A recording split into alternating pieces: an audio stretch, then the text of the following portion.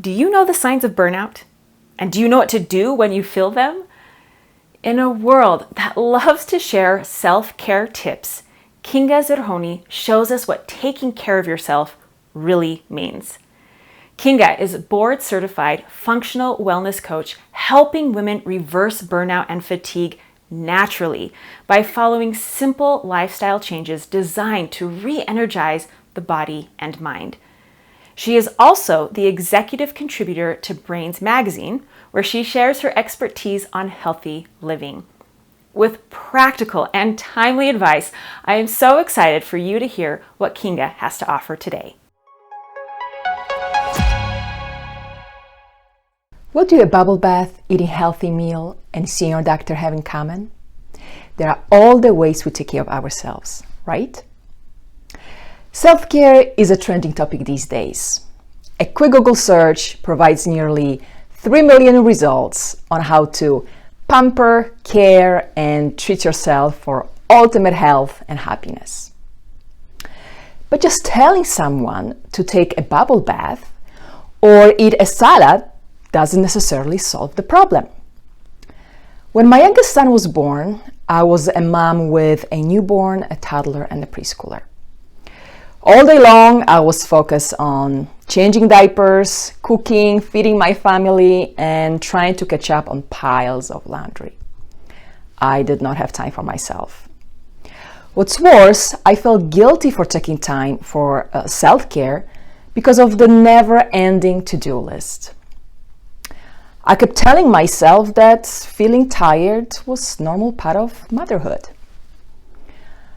Eventually, sleepless nights filled with nighttime nursing and exhausting days took a toll on my health.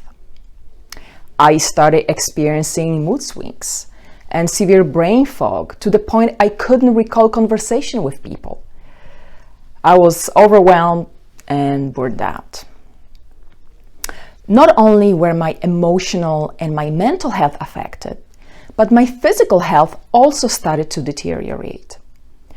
I developed severe eczema. My hair was falling out, which was terrifying. I was experiencing hormonal imbalances, and I was diagnosed with an autoimmune condition. I remember telling my husband that I felt like my whole body was falling apart. This was when I realized that I pushed myself beyond my limits. As women, we know we need to take care of ourselves. But how often do we wait until we are at our rope's end? But what if we learn to recognize the signs of burnout?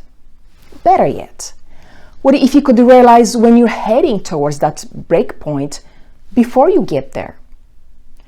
Suddenly, self-care has a whole new approach. So how do you know you're approaching your tipping point? You blew up over small things, like a messy room. Everything bothers you and irritates you. You have a hard time focusing on your work. You're not able to think clearly. You may experience anxiety every time you face a stressful situation. You feel overwhelmed with your daily tasks that you were able to handle previously. You have trouble sleeping despite being exhausted. You may start experiencing physical symptoms like bloating every time you eat, weight gain, headaches, and joint pain. I experienced many of these symptoms, and I ignored them for a long time. Only after I started to listen to my body and recharge physically and mentally did I regain my inner peace and well-being. The ultimate self-care is knowing, being aware of, and respecting your personal boundaries to ensure you don't stretch yourself too thin or reach a breaking point. No amount of kale or bubble baths will provide the care you need if you constantly cross your limits. Ernest Hemingway said in his book, Men Without Women, the most painful thing is losing yourself in the process of loving someone too much and forgetting that you are special too.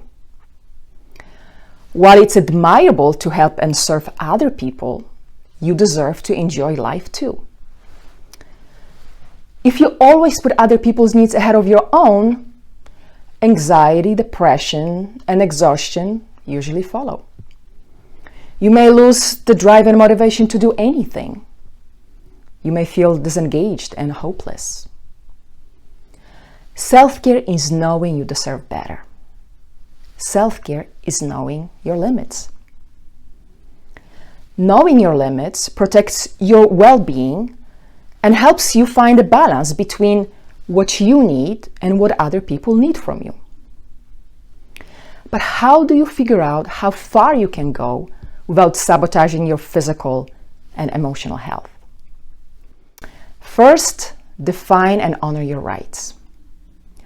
This may include the right to say no, the right to take breaks, the right to make your needs as important as others, or the right to speak up. Second, tune into your emotions. Your emotions are like your compass. They help you identify your boundaries. Take time to pause and ask yourself, how am I feeling right now? This may help you determine if you're going in the right direction. If you experience emotional discomfort, this might be a sign that you may need to change something or slow down. Third, tune into your thoughts. What do you think about a particular situation or your life? What thoughts come to your mind when somebody asks you to take on an extra project? If you believe this isn't something that you can handle, politely say no. It is okay to say no when something doesn't feel right. Fourth, define your values. Decide on your 5 most important values and use them to guide you when setting your personal boundaries. Fifth, pay attention to your physical cues. Symptoms like stomach tightness, body aches, anxiety could be signs that you are pushing yourself too far. Don't ignore or numb these signals. Listen to them. When you become aware of your limits, you can develop daily self-care practice to help you stay within your healthy boundaries. This may include things like setting the time to turn off your computer or TV at night so you can go to bed early. Connecting with family and friends that make you happy. Taking nature walks. Writing a gratitude journal that helps you focus on your positive things in your life. So what do bubble baths, healthy meals, and seeing your doctor have in common? They show us we are not limitless. They are reminders that we need to take care of ourselves before we reach a break point.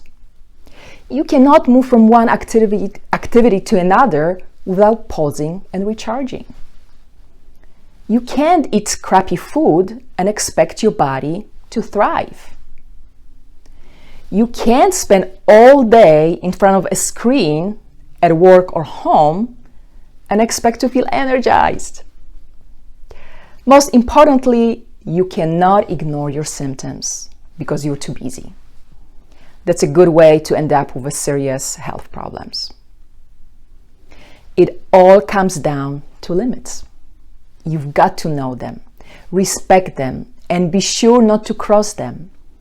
When you do, you realize that those boundaries are the ultimate act of self-care.